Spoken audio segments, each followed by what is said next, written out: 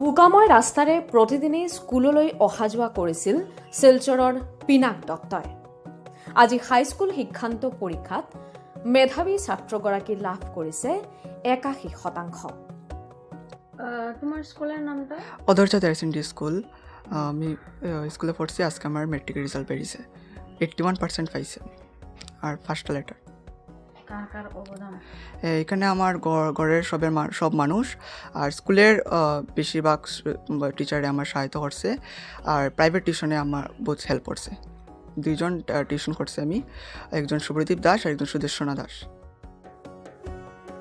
শিলচৰৰ শৰৎপল্লীৰ বাসিন্দা পিনাক অতি সাধাৰণ পৰিয়ালৰ।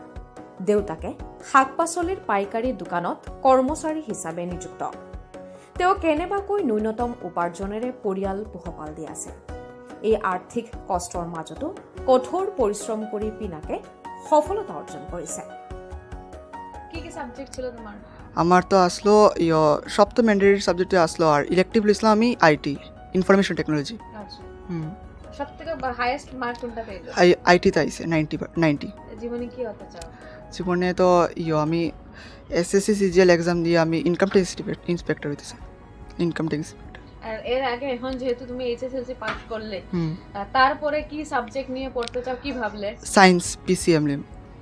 টিউশন ছিল? হয়, দুইটা আসলো। একজন তো শুভ্রদীপ দাস নামে একজন, কোন সাবজেক্ট? ম্যাথস আর সায়েন্স। ম্যাথস আর সায়েন্স। কেৱল আৰ্থিক সমস্যাই নহয়, জীৱনৰ দৈনন্দিন সংগ্ৰামো তেওঁক লগ এৰা নাই। তেওঁ থকা অঞ্চলটোৰ ৰাস্তাবোৰ প্ৰতি বাৰিষাত বানপানীত বুৰ যায়। সেই কষ্টৰ মাজতো পিনাকে প্ৰতিদিনেই স্কুললৈ যাত্ৰা কৰিছিল। আজি তেওঁ সকলো বাধা অতিক্ৰম কৰি নিজৰ প্ৰতিভাৰ ওপৰত চিন ৰাখিছে। ভৱিষ্যতে প্ৰশাসনিক বিষয়া হোৱাৰ সপোন পিনাকৰ। প্ৰতিদিনেই চাইকেলেৰে যাত্ৰা কৰে পিনাকৰ পিতৃ।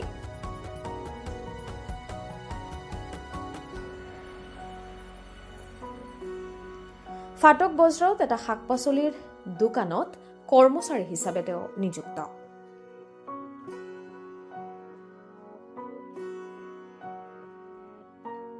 আপনি কি করেন? আমি সবজি দোকানে চাকরি করি। আর যে আচ্ছা, কিরকম লাগছে ছেলের এই সাফল্যে? ভালোই লাগছে।